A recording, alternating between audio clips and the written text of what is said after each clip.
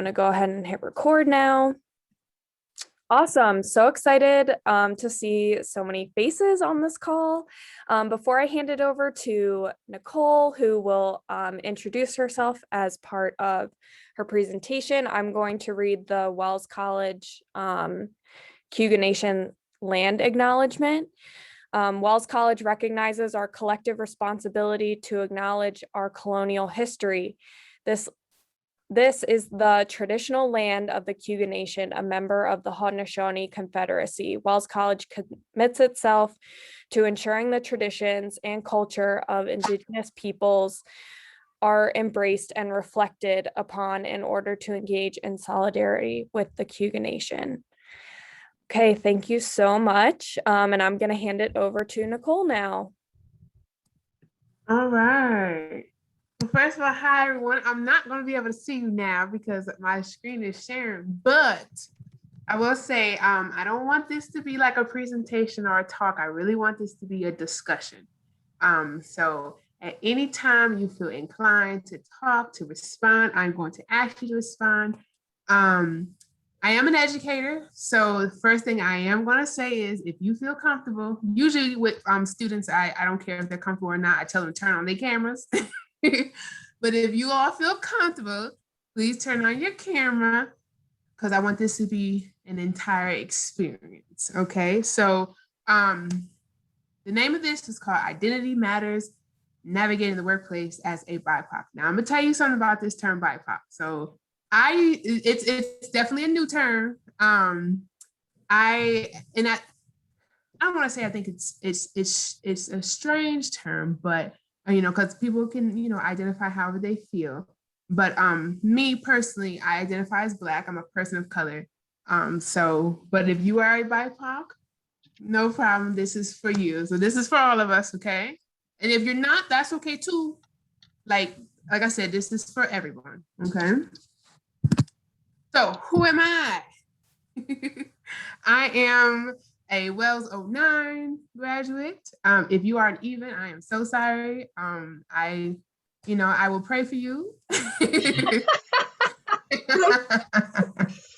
But these are like a couple, I guess you could say, pictures that kind of represents what made Nicole, okay?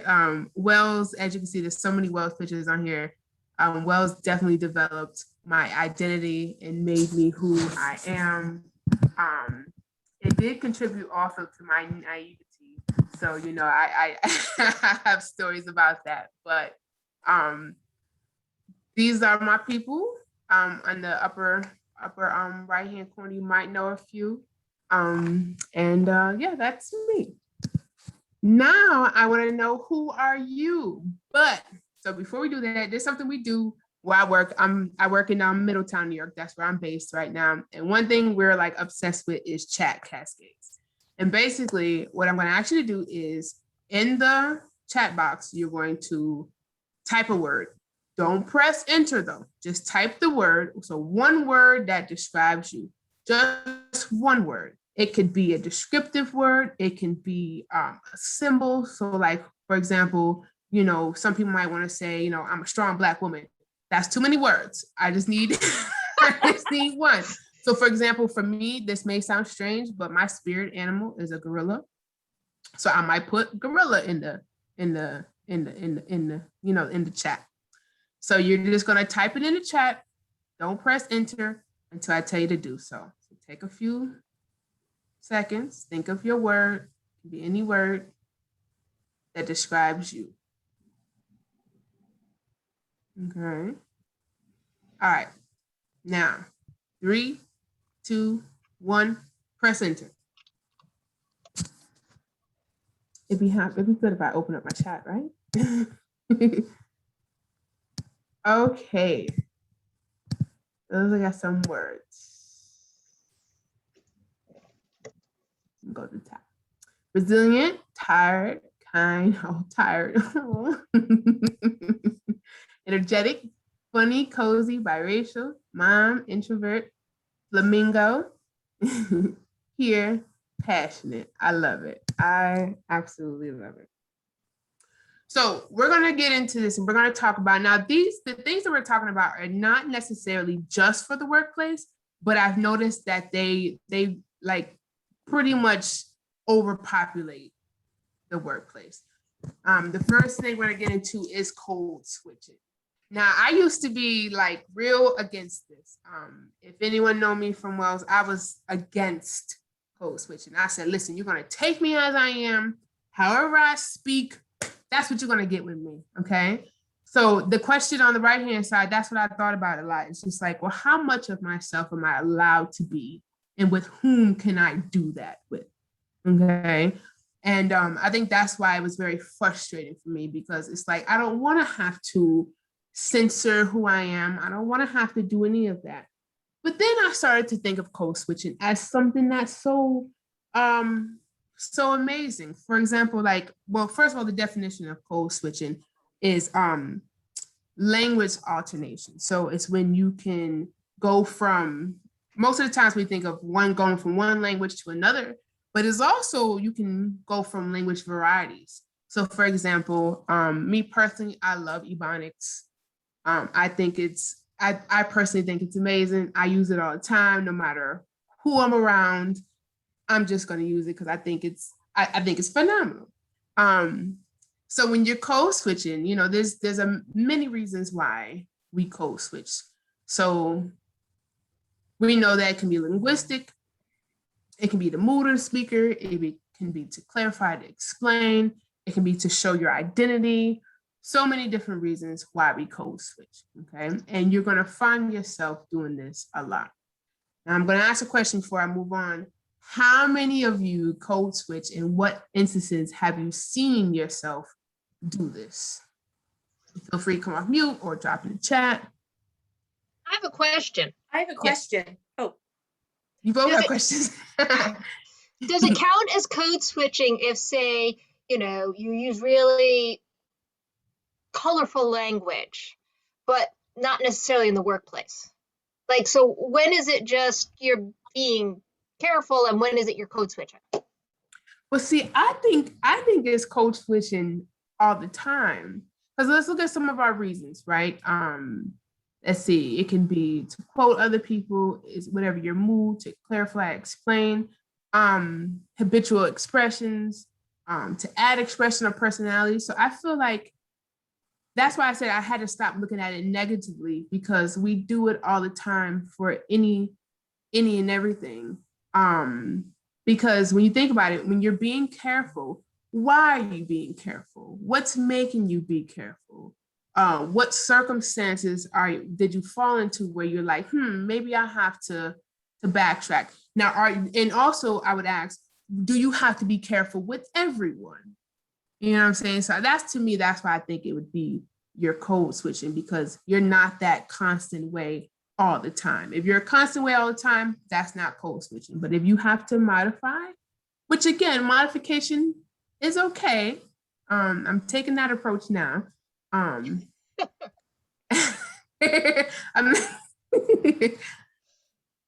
So your thing just says iPhone. So go ahead, honey.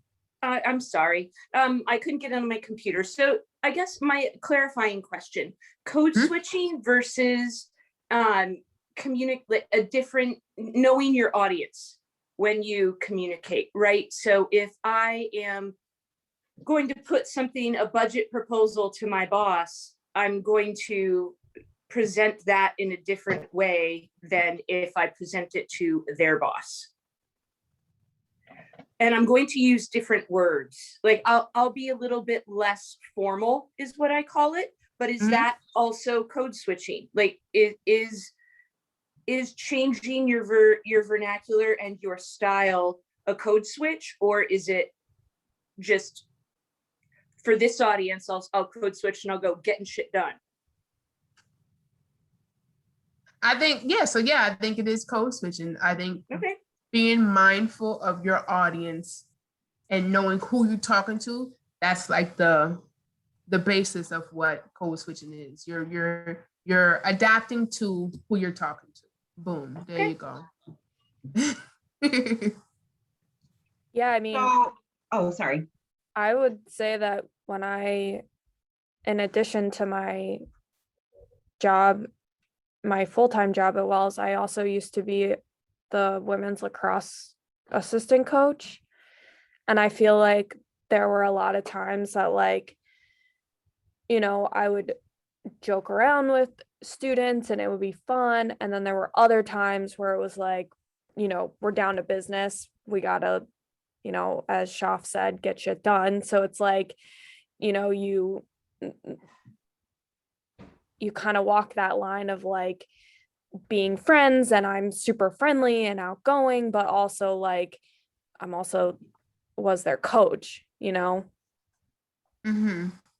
Absolutely. So I think in your case, it's like yeah, you have to know you know what your role is, and you know your audience, and so you will you know, modify yourself as you see fit for who you're talking to. So like, for example, I think about when I was a teacher, and I was an E&L teacher, so I had some kids who were in kindergarten, and then I had some kids that was in 8th grade middle school, you know what I mean?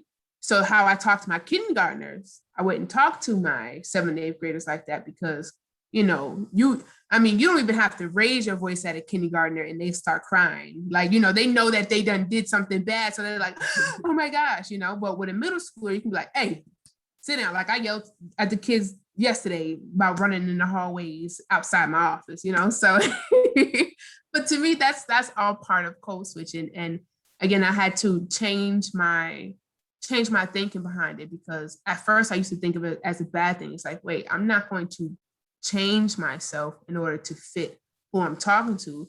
But then again, I realized, I'm like, wait a minute. Like, I know you don't have your name on there, but I can see you at the bottom. So the woman at the bottom, where she said, you know, like when you're talking to the big bosses compared to like, you know, your boss, you know, you can't talk to everyone. I mean, you can, but will you get the response that you should get? You know what I mean? So yeah, it's definitely a big part. I think a big part of our lives in general, not just in the workplace, for sure. iPhone is Kristen Shaw from class of 99. And then, yep, Katie Fong made a comment in the chat, and it says, sorry, I'm going to just close out of this. Yeah, I definitely code switch between social and professional situations, and also when I'm talking to people of different generations and in different power relationships, like bosses, authority figures versus peers, etc. And I was thinking, I was actually just talking about this morning at a staff meeting, I'm gay and I can pass as whatever looking straight means. I have to come out to people. And so there's some safety in that, there's some privilege in that, there's also the discomfort of always having to come out. And at Wells, it felt very easy and comfortable. And then after Wells, figuring out, I had jobs where I really was not comfortable being out. It did not feel like a safe space at all. And I had that privilege to kind of stay closeted until I was ready. And now I make much more of an effort to come out. But again, there are safety concerns sometimes. So that's a real place where I'll code switch. And just in terms of like interacting, like at weddings, or, you know, how I talk about my partner, I don't necessarily do that unless I'm comfortable in this space, or holding hands or something like that. And then Emily wanted to call on Stephanie next. You had your hand up. Sorry if I cut you off. You're on mute. No worries. I was looking for raise your hand. I don't use Zoom all the time, so. I'm wondering if what we're really trying to understand is how you can be your authentic self, and if you're always being authentic all the time, because of course you are constantly told to communicate effectively, you need to know your audience. So, but if you aren't prepared to be yourself around that person, you mirror them, and by choosing to mirror them, you lose yourself. So I get the code switching, but in context to the struggle of when women try to act like men, be more aggressive, do all of that, now you're trying to mimic what the men's personality is. If it's someone who's saying or being ethnic, I currently wear my hair natural, but if I go to a job interview, am I going to sit there and straighten it? Am I trying to modify who I am or that? So I think of code switching about who is authentically you, and if you feel the need to actually change that to be accepted or heard. I have a clarifying question. So you're saying that you associate code switching with not being authentic or being authentic? Ooh. Well, actually, that was really my question. Okay, so I do want to. I'm happy you asked that because that's where I was going. So I do want to answer that, and that's why I changed my idea of what code switching is, because I did think about it like that. I'm like, wait, I can't be me if I'm constantly trying to, target my audience. But I will say this: so there is a way, and I had to figure this out through a lot of trial and error. You all don't know this, but it took me a lot to get to my administrative position. It was 4 years of trying to figure out,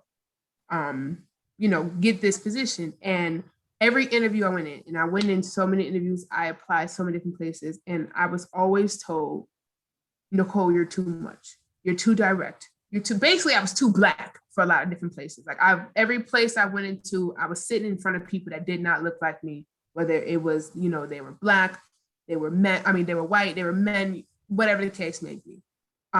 So then I had to really sit down and say, okay, Nicole, how can you still be you? Because I'm very extra. I don't know if anyone can tell, but I'm very like that.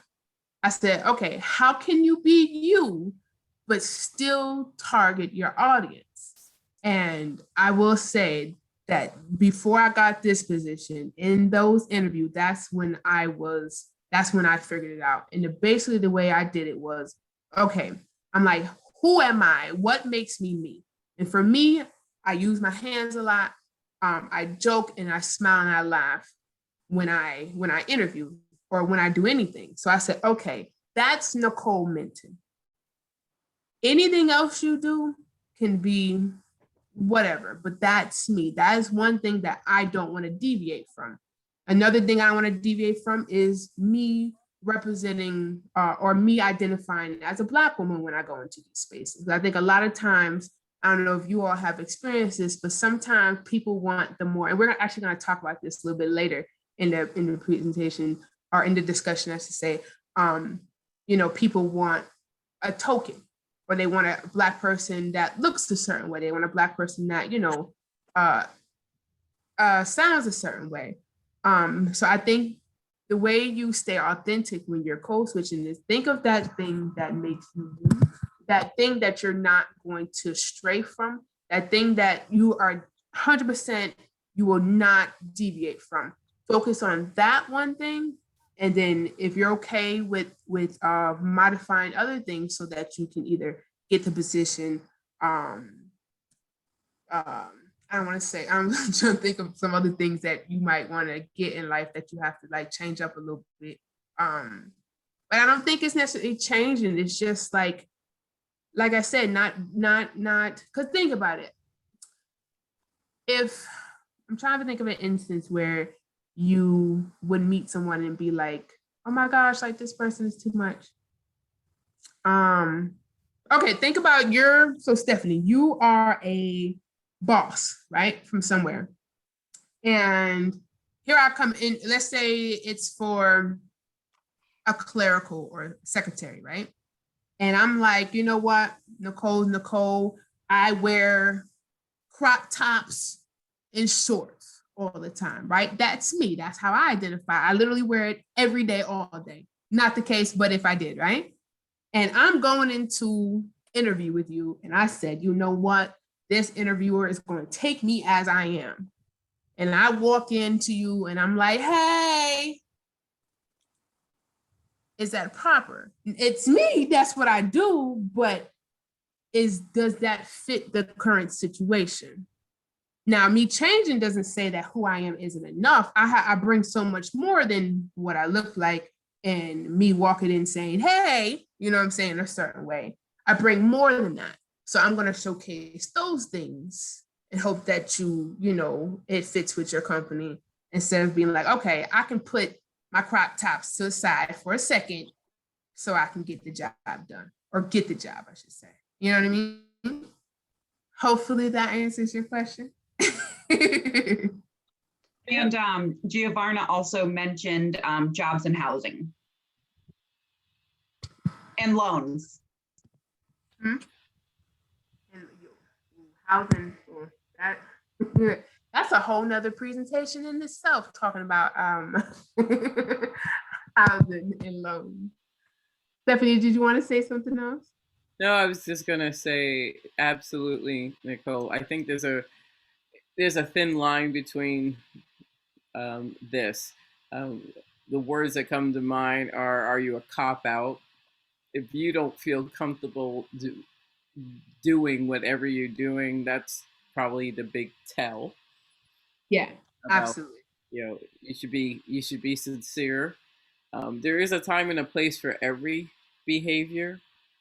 Yeah, it is what it is sometimes. Yeah. Yeah, it's like I told my coworker, because she works at the other middle school here, and it's pretty difficult for her, and she feels scared to speak out sometimes. But I said, there's a way to respectfully check somebody. You know what I'm saying? Like, you don't have to curse at nobody. You don't have to be loud and boisterous. There's a way to respectfully check somebody. You know what I mean? And I say you just have to learn that, and you can still be a voice. You don't have to be quiet. You can still find your voice in the midst of, being a new employee that, you don't want to lose your job. You know what I mean?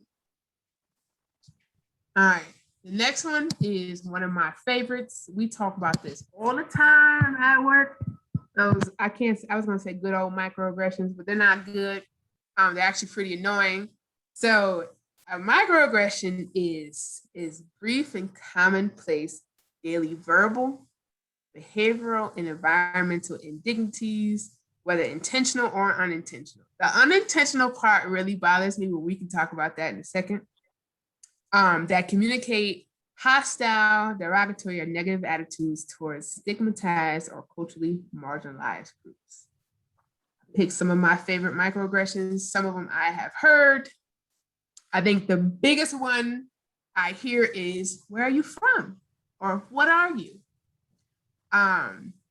Next one, you speak good English. And I love this one because I always say, well, if you're going to insult me, at least make it grammatically correct and say, you speak English well. When I look at you, I don't see color. I'm not racist. I have a Black friend. As a woman, I know what you go through as a racial minority. That one was interesting to me. I've heard that a couple times. Why do you have to be so loud and animated? That is me 100%. That people ask me, you're so loud and extra. Everyone in this society can succeed if you was supposed to be wanted hard enough. My bad, typo. So what are your thoughts on microaggressions? Have you heard them? What are some ones that you've heard that aren't on the list? Speak to me. Go ahead. Stephanie, I see you came off, girl. Go ahead. Tell us.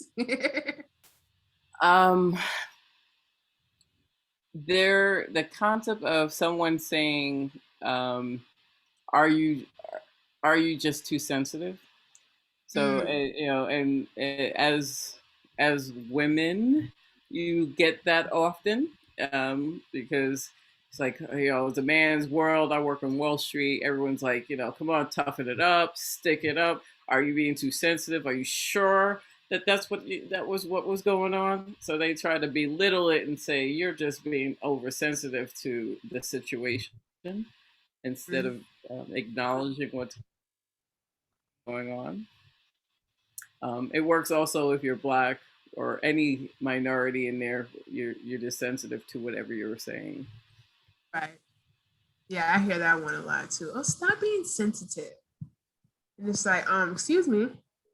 Oh, Katie, that's a good one. You don't look gay.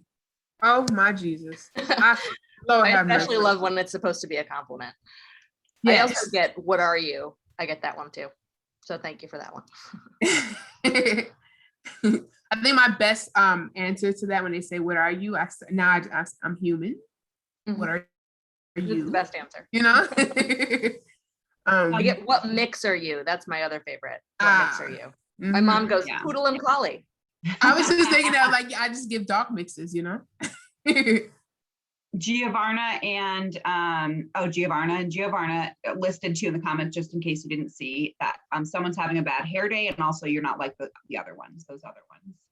Ooh, the hair thing. Oh my goodness. So I used to have big hair before I chopped it all off. Every couple years I chopped my hair off. I'm pretty sure some of you can relate. But I used to wear my hair really big. And yes, that people's obsession with hair is insane, like insane. And yes, that one where you're not like the others, or like you speak very well to be, as a Black woman, like, oh my gosh, you're so educated. Yeah, I mean, the list goes on and on and on. My question to you is, well, I have a couple questions. One, do you think people know that they're being insulting? Is the first question. The second question is, how do you all check people when it comes to these things? Like, how do you do it respectfully? It depending on your mood, do you just be like, you know what, and tell people off? Like, what do you do? So for me, it really depends on the power dynamic with whoever it is I'm interacting with when this happens, and whether they're a person who I have assessed to be open to feedback and discussion, or if they're in a position to cause me harm, or to somehow change my circumstances, and sort of I do a risk assessment in those situations. Okay, I can understand that for sure. Giovanna, she put in the chat, the blissfulness of the ignorance, and I have a list of mental clapbacks. Can you give us a few? Where'd my water go? What about anyone else? How do you deal with, I mean, just anything in general, I guess, even if you haven't, I think we've all dealt with microaggressions, but if you can't think of anything, how do you deal when people say anything, whether it's, your sexual identity, your gender identity? How do you deal with it? Yeah, I think like what Katie said, the risk assessment is great. A couple things. We know this is a real living thing, microaggressions at Wells in our community, and I wish we had more students on the call, but I've mostly heard it, but I've seen it in staff meetings and stuff too, or just people are very clueless if they're it's a predominantly white institution. So if it's, our whole building, Michelle's my coworker, our whole building is white folks. And so there's a lot of kind of ignorance there. I try to speak up when I can. And I think I generally feel pretty safe speaking up and correcting things, like with our boss. He's made it a receptive place for feedback. And then again, the risk assessment, I had a professor misgendered somebody in an email the other day, and I knew it was a safe person that I could reach out to and just say, hey, not sure if you know this, they go by they, them. And they were super receptive. It was, a typo. They knew that person does that. Goes by they, them, and they acknowledged it and corrected it. But yeah, it's again, is it going to be a merry-go-round of defensiveness and like not being believed that's a thing, especially in like rural Aurora, what do you mean? It's such a welcoming place. I loved my time at Wells with our alums. I work with alums. So yeah, that's some of top of my mind. Yeah, I think the biggest what's the word I'm looking for? I don't want to say it this way, but I think I was gonna say the dumbest. I think the toughest thing when it comes to when you're a person, whether you're a person of color, whether, LGBTQ plus, no matter if, I guess I have to say it like this, when you're an other, when you're labeled an other, I think the worst thing a person can do is not believe you. You know what I mean? Because it's like, if I'm telling you this is happening, then it's happening.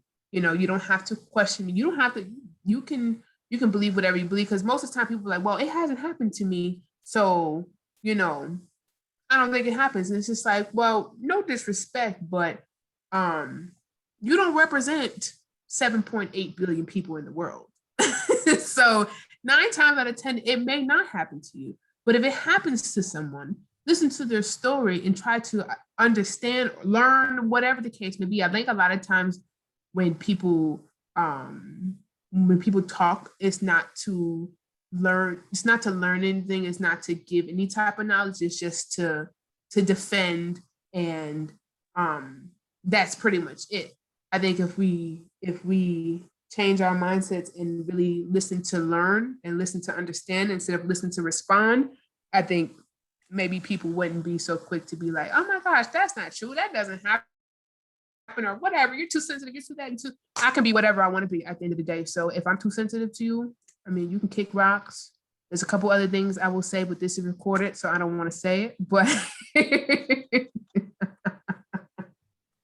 it's interesting because I'm listening to you, and there are 2 things that you said that immediately come to mind. The first is I'm reading a book by Adam Grant right now called Think Again. And I strongly recommend it to anybody on here. It's about rethinking, and that for the most of us, after we have something ingrained in us, it becomes part of our identity. So for us to even consider rethinking something that we held as fact, whether it is the color of the sky, whether it is if Pluto is a planet, whether it is should people be able to use different pronouns, you can pick any of the things that are quote unquote other or different from what you believe. And in some cases, even being told to think about it differently or consider thinking about it differently is an attack on the personality. Yes. And I say that because just because it's an attack on the personality, there has to be a way for everyone to, I don't want to say educate. Is it awareness? Is it knowledge? Because I'm reading the chats come through on my iPhone, and it's, I have a number of people at work. I work in HR. So pronouns and using them and putting them in on things are, we get it, it happens. But when I work with my traders, they don't know what I'm doing. They're like, what is this? What are you doing? That, what is this? Because they're not exposed to it. And I don't know how we change that, because I think a lot of this, it might be ignorant. Clearly it is ignorance. I'm not even going to make an exception for that. Maybe I'm jumping ahead. I just want to figure out how to fix it, because I hear this all the time, and I just really, really hope I have never done it. Shaf, can I jump in and respond? I'll stop there. Yeah. Pardon? I want to respond to some of what you said, because I think it's really important. For me in my practice around issues of diversity in the workplace, what has been sort of the crux of it for me is finding a way to start from the personal, to start from the relational.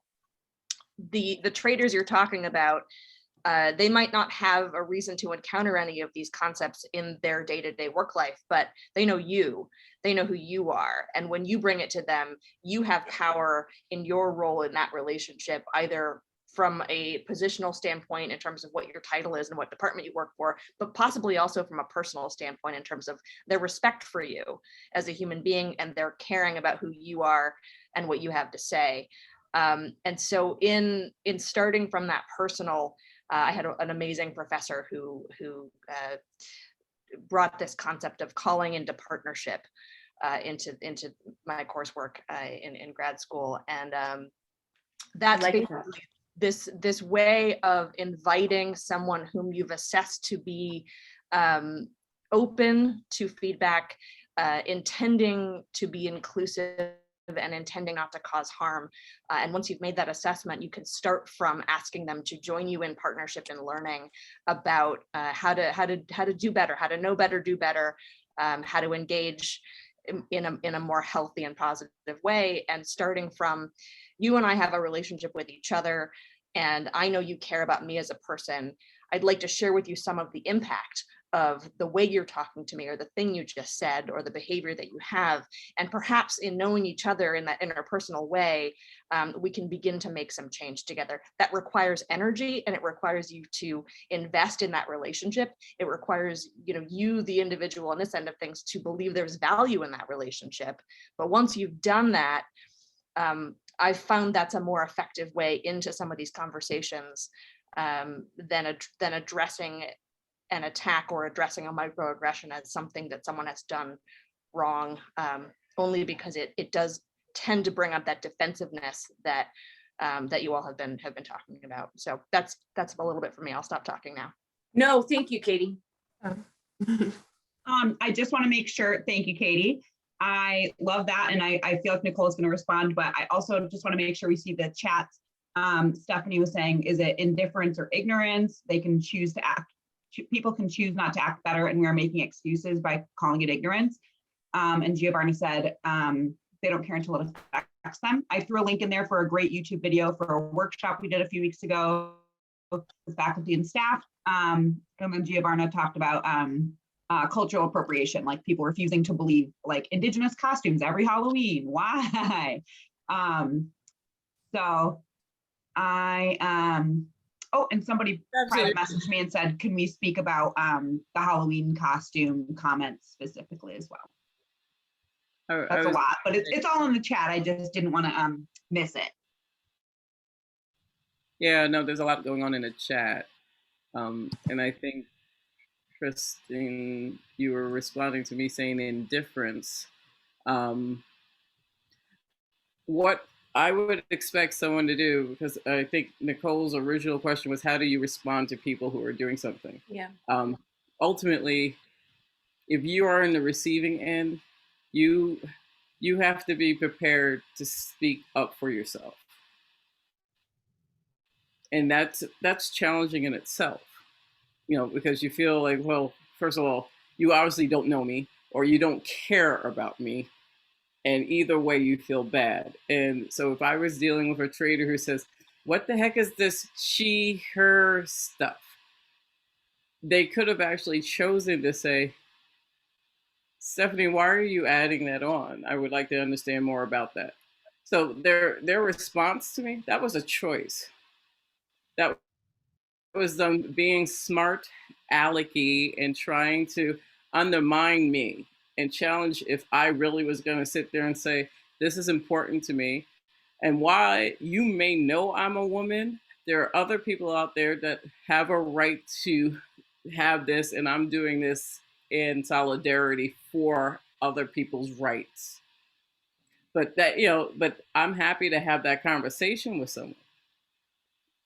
And if somebody is really ignorant, they should want to become educated. Right. So, and that's what I meant about that. Thank you. Okay. Bear with me for a second, y'all. There's a couple of things I wanted to say. I know that we're all not educators. However, I think for me, when I come across people who don't understand stuff or whatever it may be, I try to educate in a way that I'm not attacking them. One thing I notice is that people always feel attacked, right? No matter what you say. I mean, I've done it. It's just like, why are you coming at me like that? So I try to take an approach that isn't that way. So I I might ask questions like, well, what do you mean by that? Well, what's the issue with if someone identifies? Like I had a student, they say, no, a teacher had asked me, well, I had a student who said like, well, there's only two genders. You're either male or female. They was like, well, what do I say to that? And I said, I spit all kinds of great stuff out. I said, remember they're a child. So they were taught that there were two genders, right? I would say, if I had a conversation with a child or even an adult, I would say, well, are there only two genders? What if a person wants to identify a different way? Can they identify a different way? Who's telling them that they can't identify a certain way? Why does my identity affect you? What does my identity do for you? What doesn't it do for you? You know what I'm saying? Like engage them in a discussion, get them to understand like, wait, yeah, what is it my business that a person want to identify a certain way? Like for example, one of my friends, she's 09 also, Janine, some of y'all might know her. And I said, listen, if you woke up one day and said you're a zebra, who in the world am I to question how you want to identify yourself? Or if you wake up one day, I know that you're a Black woman, you say, you know what, I'm Asian. What does that do for me questioning you on how you see yourself, how you want to see yourself, whatever the case may be? I think a lot of times, and I get really frustrated, I'm sorry, I'm getting really passionate right now. I get really annoyed when people have to comment on other people. You don't know what a person's been through.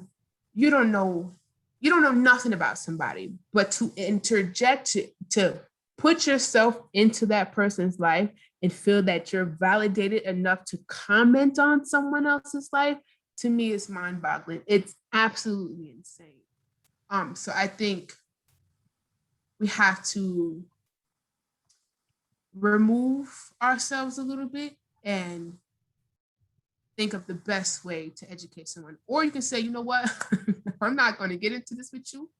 You mind your business and I mind mine, and go on like that. I think when it comes back to people being defensive, I think the best piece of advice I've ever gotten was, Nicole, don't take it personally. Don't take everything personally. Everything is not about you. And I was just like, you know what? You're right. You are absolutely right. And it took me a long time to realize that the world does not revolve around me. Seriously, like when I was at Wells, the world revolved around me. You couldn't tell me nothing different. It's not about Nicole Fambo. Are you sure? Are you serious? No, that it's about me. And I would take that literally. I took everything personal. It's not personal. Some people, my mentor has said to me, some people are not smart. Like people are not smart enough to, especially if a person doesn't know you, they're not smart enough to know what pushes your buttons. We're just assuming that they do. So if you want to engage in a conversation with them, cool. If not, that's cool too. You don't have to. But you can always drop some, like Gia said, like some mental clapbacks. You can drop some book knowledge. You can say, God bless and keep it moving. You know what I mean? And because some people will get it eventually, and others, they might not. But if they don't get it, then what are you going to do? You know what I'm saying? Like really think about like what are you gonna do if a person just doesn't get it? You gonna keep beating the brick wall, or you gonna just keep surrounding yourself with people who do understand and do want to engage in conversations. Rachel, I know you want to read the comments. No, I just was before, I really liked what Katie was talking about, and I piped in just to make sure we didn't lose the comments, and so I feel like we didn't get to like dive into Katie's thoughts. So I was wondering if we can rewind a little bit. I do have some thoughts that would be relevant, but I talk too much, so I'm just going to work on having space for other folks. No. What did you want me to circle back to? Wait, let me look at the comments.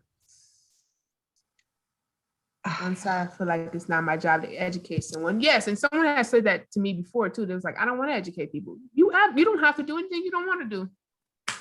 I think that was the best piece of advice my dad ever taught me. He's like, you don't have to do anything you don't want to do. However, sometimes in life, you are going to have to do things you don't want to do. And I used to hate when he said, "My dad, pick one." Like, what is? He's like, no, seriously. Like, you don't have to do anything you don't want to do, but sometimes you're gonna have to. There are many resources out there to educate. It's another burden on a minority. It absolutely is. There's a plethora of resources, and you can say, you know what? I respectfully choose not to educate you. However, Google is a beautiful thing that I think you should, just like when you looked up that recipe for lasagna last night, you can look up, you know, why some people choose to use different pronouns.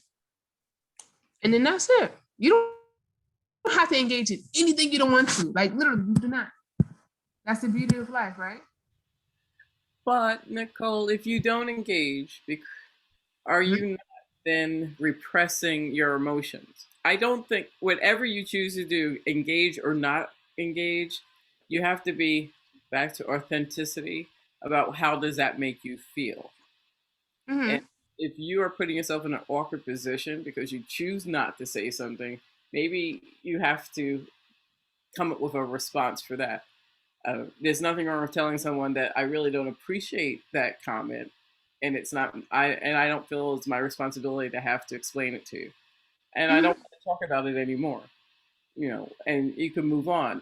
But at that point, you're not angry anymore, and you put it back on them because I was watching something, and I will think of it on like TED Talks, and this person was clear on how if you're the only in the room, you know, only woman, only black person, doesn't matter, only in the room, only gay person, they will sit there and start saying, oh, all the microaggressions come at you.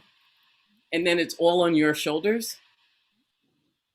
And then you walk out of there feeling like crap. Because they're like, oh, at least I told you about my grandmother who was racist and that meant sexist thing, and I feel so much better now. And now we're holding this for someone. But you know, to honor us, we need to step up and say, okay, just because that happened, and oh, you say you got a black friend, what are you gonna do about it? We have to turn it around and put it back to them so that we're not carrying their burdens and we can walk away free. Absolutely. Absolutely. And you know, going back to your authenticity comment, I mean, yeah, do what's best for you at that moment. Whether that means engage or not, throw it back on them or not, like your mental health is what matters. And I think the best piece of advice, Lisa, also 09. I love my 09 people. I'm sorry. She said, if it's costing you your peace, it's costing you too much. So if it's costing you your peace, it's costing you too much. And I would say, you know, like Katie said, you know, do a risk assessment.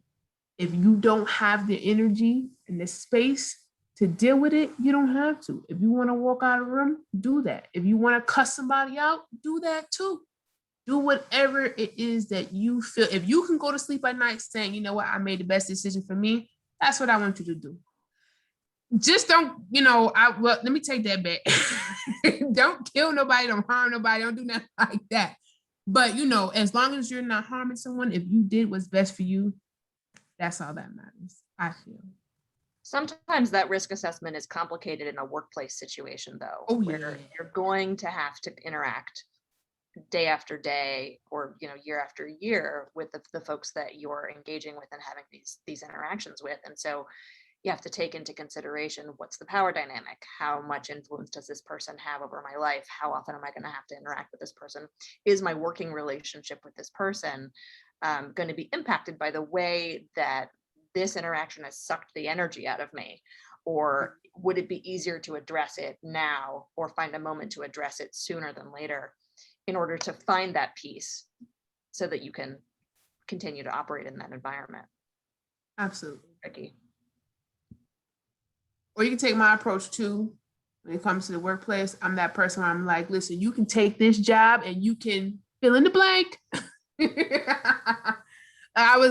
Honestly, I was that person. I'm not even gonna lie to you. I think this job helped me think what you're saying, Katie, is where it's like, Nicole, is that the best way to handle a situation? Because you do have to work with these people. You do have to, you know, who are you talking to, and things like that. So I can dig it. I'm not so hardcore anymore, but if you want to be, I say be it. You can Gets say F easier this shit. it gets easier as you progress in a career, or as you gain seniority, or even sometimes just getting older. I've found that it's gotten easier as I've gotten older to kind of find my own sense of power, and frankly, to find more resilience from those interactions. But yeah, sometimes you can be right or you can be effective, Stephanie. I love that. Ooh, that is awesome. Trade off. Well, I like that, Gia, where you said yes, because there's a difference between not understanding and refusing to understand. Yes, there are those. We all know those people who just want to, have a response to everything, refuse to understand something. Yeah, so if you haven't been back at Wells in a while, last year they opened it's called the Hallway of Cultural Humility. It's on Main 1st. It's like before the mail room, there used to be offices there and the bathrooms, like when you're on your way to back parlors. And it's kind of like the Women's Resource Center in the basement. There are books and posters on the wall and several rooms and space for clubs to meet. And cultural humility, I might botch the definition, but kind of just the process of lifelong learning and like reflecting. So like self-reflection. And I really like the idea that I keep speaking about it. I've actually had 3 different coworkers this week come to me about different things and say, I wanted to say something, but I didn't know what to say. And I didn't want to say the wrong thing about like some race stuff and some gender identity stuff. And, so when we think about other folks being allies who are not part of those groups, the ones who want to do the right thing are often just afraid and like don't know what to say. And I just say, like, have that attitude of cultural humility of like, you're going to like know better, do better. You might not get it quite right, but you're trying to speak up, especially to take some of that emotional labor off somebody. Like I always think of Vic Munoz, who's always the one that stands up in a meeting and is like, but what about, this group of folks, but what about this, and all that. And so even when I don't get it right, like I try to speak up, and I don't feel like it always makes me friends, but I at least can kind of go to sleep at night after those conversations. That was my advice this week to those coworkers. Just like, hey, just the fact that you're trying to go, okay, how could I have done this better next time is great. That's like some really nice progress. Even if you don't have the right language or, you're gonna mess it up. So apologize and do better, and don't ask somebody to educate you about, why I can't ask somebody to touch their hair or, whatever the context is. Right. And right, Rachel, exactly. Like, I used to tell my students this all the time. There are over 7 billion people in this world. You're going to offend somebody and someone's going to offend you. Period. Like, it is what it is, right? But I do love those people who just like, you know what, I'm going to at least say something in hopes that, I don't offend someone, but if I do, I'm open to having a conversation and talk about why I offended that person. But like I said, there's a lot of people in this world. Not everybody's going to like you and not everyone's going to love you. And that's okay. Mm-hmm. All right, y'all. I kind of want to skip through these couple ones I go fast because I really want to get to the tokenism. I really want to hear your guys' ideas on that. But this is something new that I didn't know it was called. I didn't know it was called gaslighting. Gaslighting is basically, like on my notes, let me pull them out. Gaslighting is a form of psychological manipulation in which a person or a group overtly sows seeds of doubt in a targeted individual or group, making them question their own memory, perception, or judgment.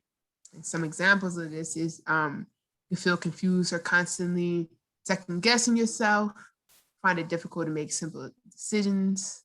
I thought that was just a Nicole thing because I'm very indecisive. Frequently question if you're being too sensitive. We talked about that a little bit. Being withdrawn or unsociable. Constantly apologize to the abusive person or defend the abusive person behavior. And gaslighting, I feel like that's beyond the workplace. Like we're talking about, relationships too. Have you guys felt gaslighting at all? I don't Or know. is this Katie, when she was talking about it depends on your position of power. A lot of times, if you don't feel empowered in a situation, you shrink, and and with that type of reaction, you feel isolated, you feel unsure, unwelcomed. You always want a place at the table, but you don't think they actually want to hear you. You're just there to be seen and not heard. So there are times where you feel like you're being talked over, and then the guy gets the credit for the idea that you said 5 minutes ago. Like, yeah. yeah, that's a great idea. And you look, it's like, ugh. And you're like, is it me? Is it really me? But if there's another woman in the room, you're like, you both look at each other, you're like, yes, that just happened again. That look across the table, you're like, you saw that too, right? All the time. I have a question for you, Stephanie. Whose job is it to empower you? Is it yours or somebody else's? Good question. Good question. Well, it's an easy question, because power comes from within. But I think a more difficult question is, how do you get the strength to be able to take this on and know that you have a shining light? Right. How do you Especially get when strength to get up every day when you Right. know, when you feel like you're always going through all of that? Um, how do you find allies and support, or why does everybody feel weak? Nobody will take on this person.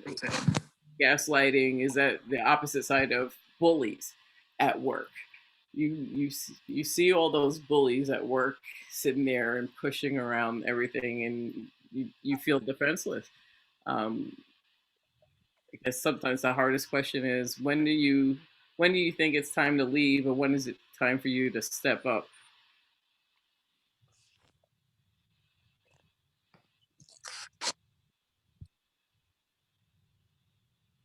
Wait, some people are typing in things.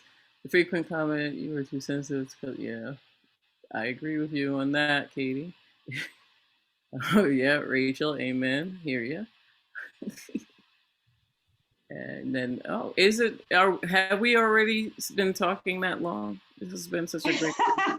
I just know Emily might have to jump off, but I'm a co-host, so it's no problem. And Oh shucks. All right. yeah, I just wanted to make sure, because I know sometimes people are like, sorry, and I'm like, it's all good. We're gonna have it recorded.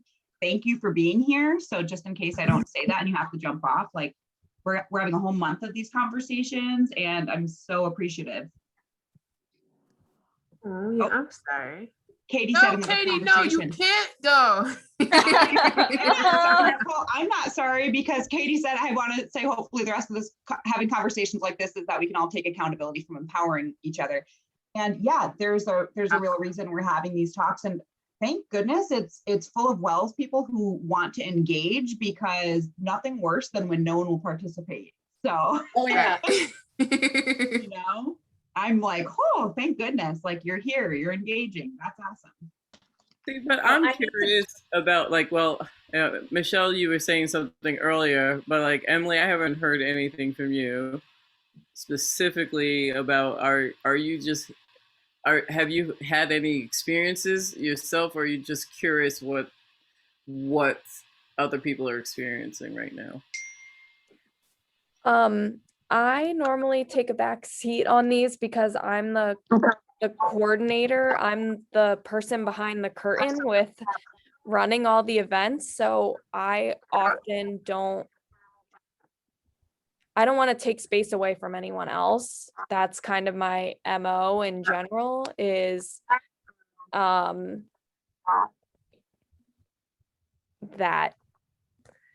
But you have an opinion. Oh yeah, that is my, just in life, biggest limiting belief, is making myself small so other people have room. Yeah. Is any of Before you what we're leave, talking Emily, about- I want to say, don't dim your light, okay, to make other people Yeah. comfortable. Okay. And is any of what we're talking about relatable to you? Do you see yourself in any of these experiences that we're all sharing? Yes, I mean, I have had experiences where people tell me that I'm too sensitive, and I think that's why a lot of times like I end up being quieter, because I don't, a lot of times like I do have very big emotions, so if I make those emotions smaller, then no one has to, or non-existent, then no one tells me that I'm too sensitive, because I just don't exist.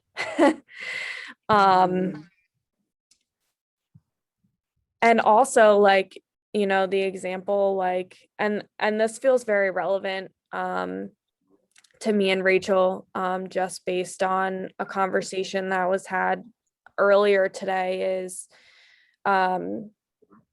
walking that line of being a good ally, but also not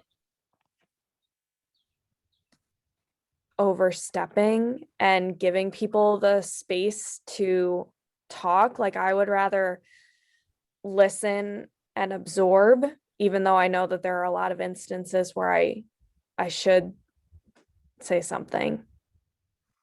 Okay, well, I appreciate that, Emily. Listen, you you do what's best for you and what's comfortable for you, okay? But shine your light, honey.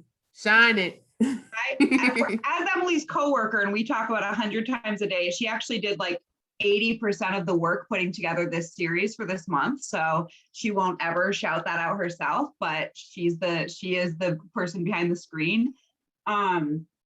Yeah, Emily's a great ally. And so we have a lot of conversations, but you know, sometimes folks like to kind of prepare their thoughts more and like process it. And I'm more of a blurter, and I'm not very concise, and I don't always think through before I speak. But yeah, we've had some intense conversations this week, and I felt like Emily just was a great ally. Yeah. And thank you. Can I just add to that? Emily, I think it's super cool. I do have to bounce. Emily, I know you didn't go to Wells, but I kind of have to remind myself of that every once in a while, that, oh yeah, wait, I have actually asked you what year you are like 3 or 4 times. So that actually also adds another layer to the complexity I can appreciate that you just shared. So thank you. And we see you, and thank you for that. Absolutely. Thanks. Thank you, Emily. If I was your coach, I would just tell you to think about how those moments when you want to shrink into yourself might be limiting, you know, what it is that you're doing, or what you know about yourself, or what you want to be doing in the future, and just to just try to ask yourself questions like that. How is this limiting me when it's happening? You don't have to change your behavior if you're not comfortable. You don't have to do anything you're not comfortable doing, but there's a question kind of being posed to you in those moments. And I would just encourage you to listen to that question. I hope that it helps. Absolutely. Okay. Bye, everybody. It was great to see you, meet you, and Bye. see you soon. Bye, Shaf. Thank you guys. Thank you, folks. We got a really nice comment from Nike, who said, thank you for sharing so openly. I came from another Wells program. They posted this program in the chat.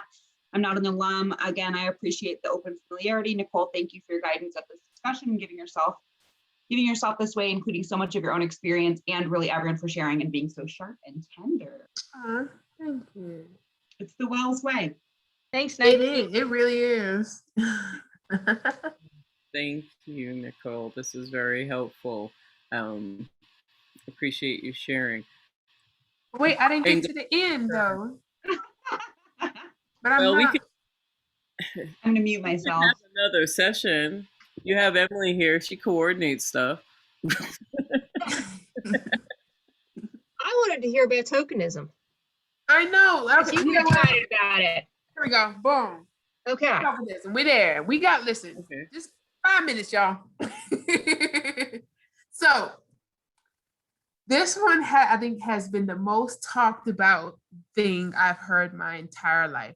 To be a token or not. Is it okay to be a token? I think I just recently had this conversation with some 09ers about someone had said, like, you know, well, I was a token at Wells, and you know, being a token puts you in places that you won't necessarily ever be in. And I don't want to say blah blah blah, but that's how I felt. Just like, okay, want.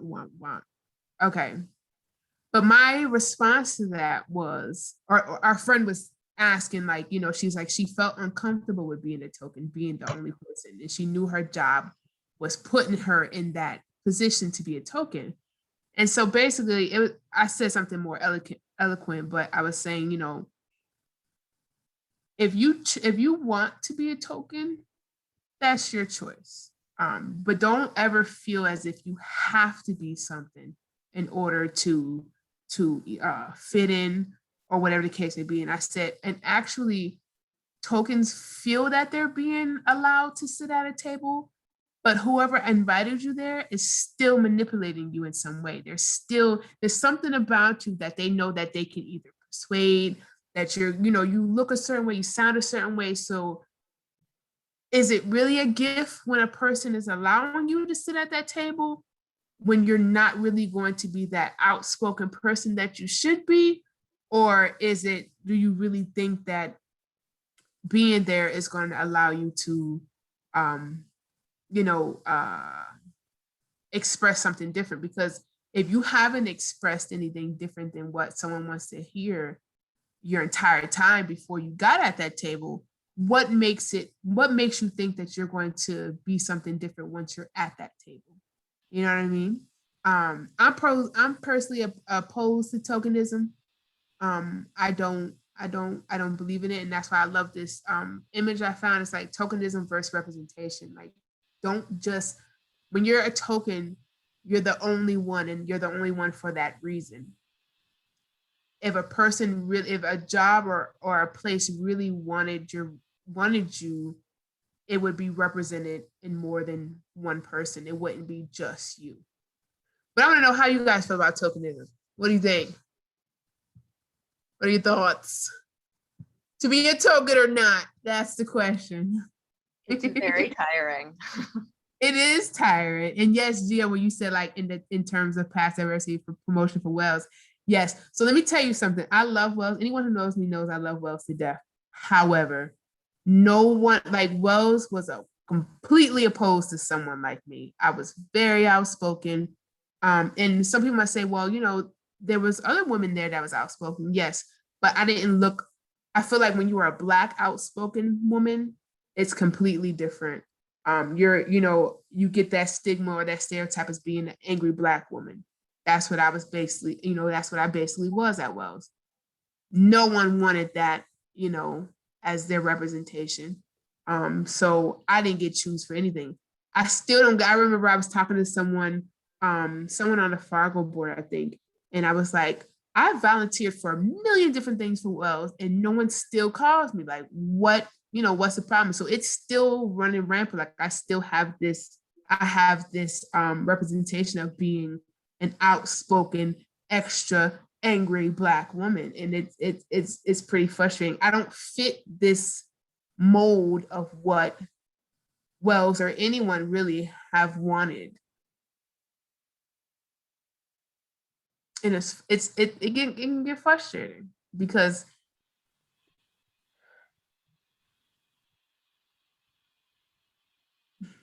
anyway, I'll put that to the side. It's frustrating, for real. Nicole, I can completely relate to the concept, and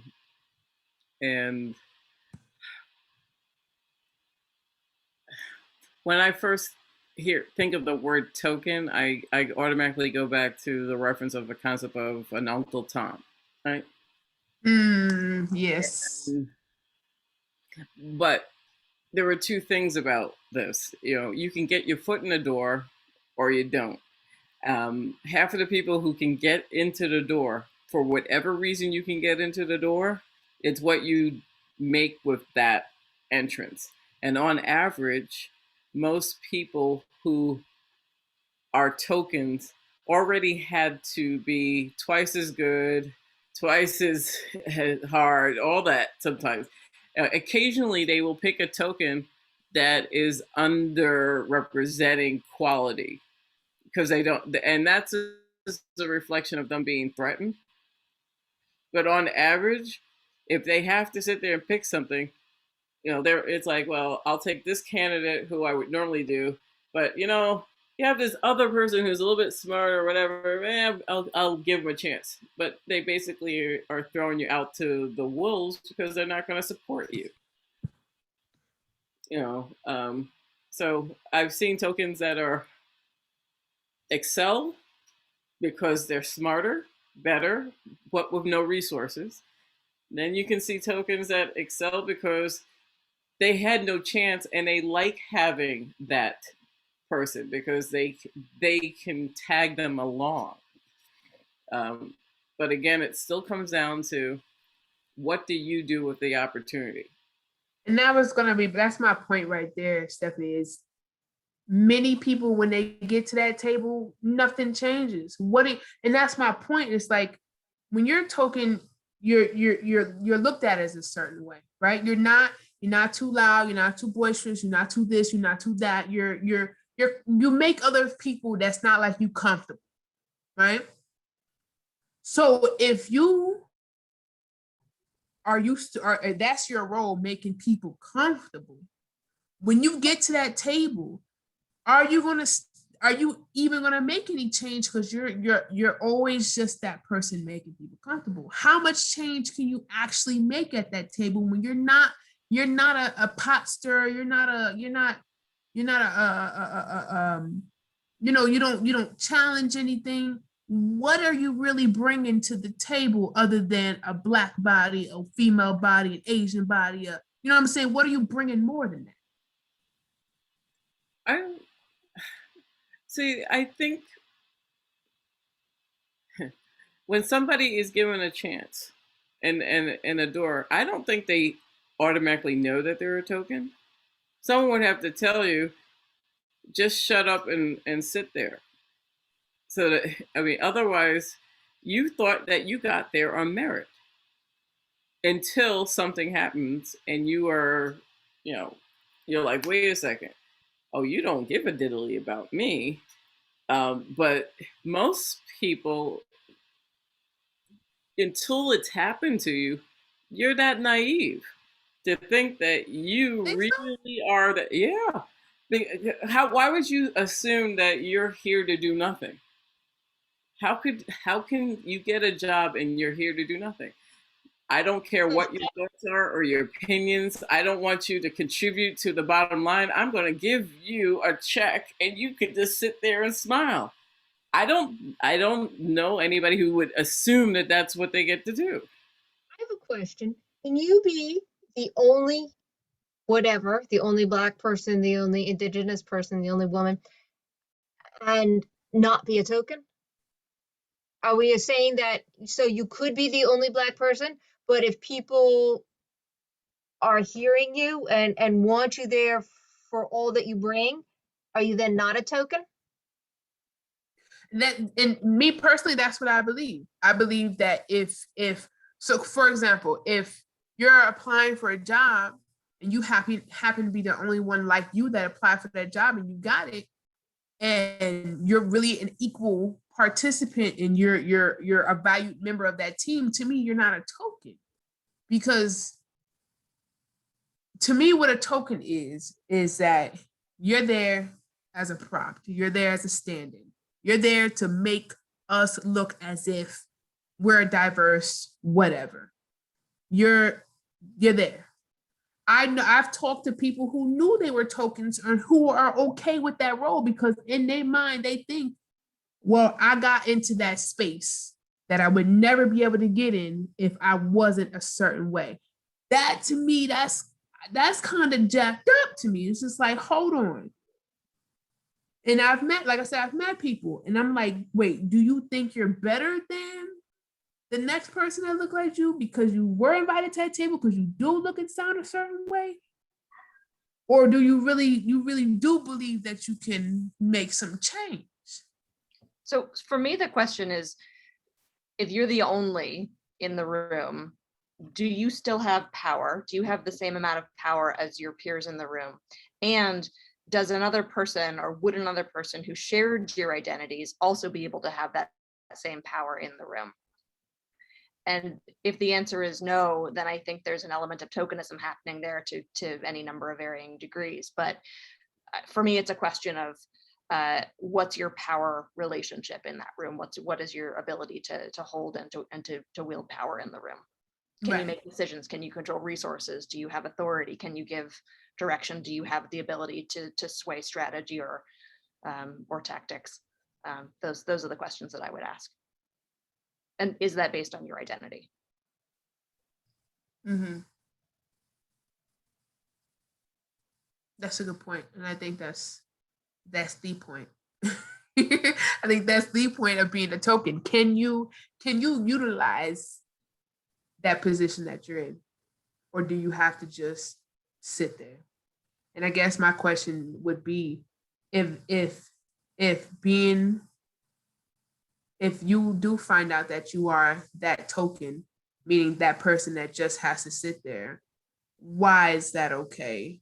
And what makes you think that you can do something different than what you've been hired to do? And how are you going to do anything different if no one has cared about your voice before that? You know what I mean? I don't know. It's a lot. Gotta go, guys. Okay, Katie. Thank you, everybody. Bye. Bye. And I saw your comment, Gia, and I hope that you can change that. Because you know how many people, listen, I mean, I know this is being recorded, but you know how many people have reached out to at Wells, and I'm like, dang, y'all, I know y'all don't know me like that. I can't still have that same, my name has changed, for God's sake. Like, I know I'm not, but I mean, I was a mess then. I don't think I was a mess. I think I was a force to reckon with. But I will say, I'm definitely not invalidating anything you're saying about if or why people contacted you in the past. I've been here since 2019.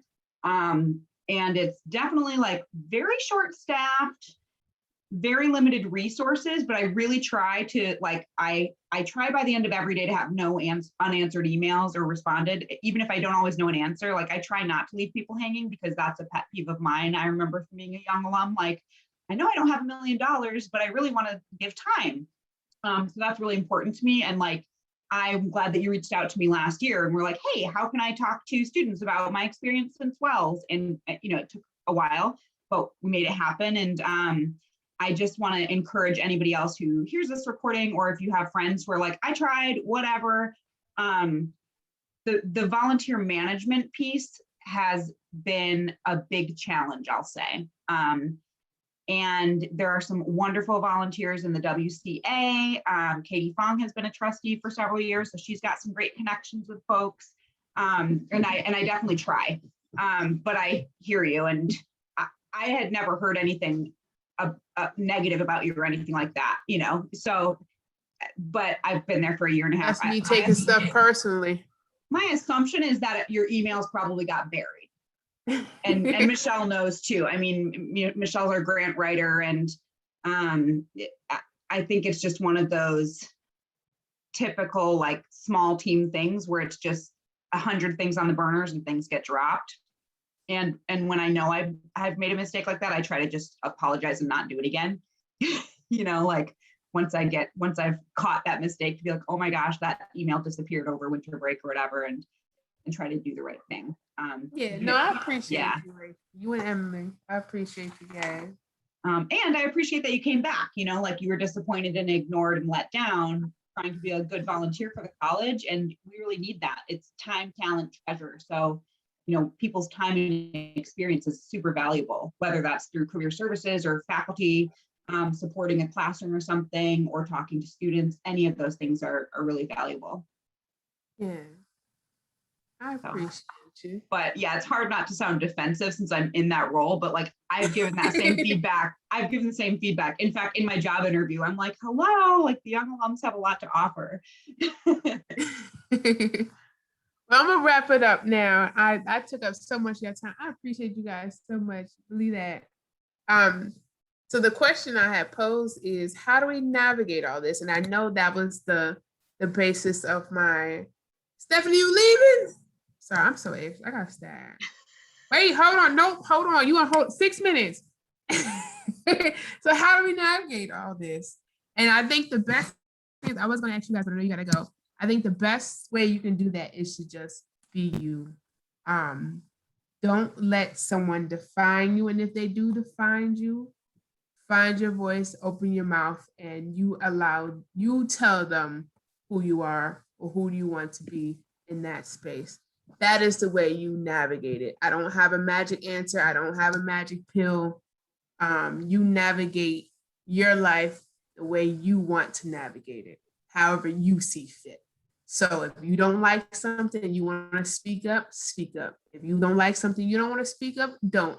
But be you, be authentic, like Stephanie said, and you do what's best for you and what makes you sleep at night. Okay? So that's how you navigate it. That's it. I mean, like I said, I ain't got no special pill, honey. Life ain't there's no handbook for life. I wish. So thank you guys. I appreciate you guys so much. Thank you all so much for being here. Please check out the other events. Friday, if you come, it's actually yoga. It's an anti-racist yoga practice with a company.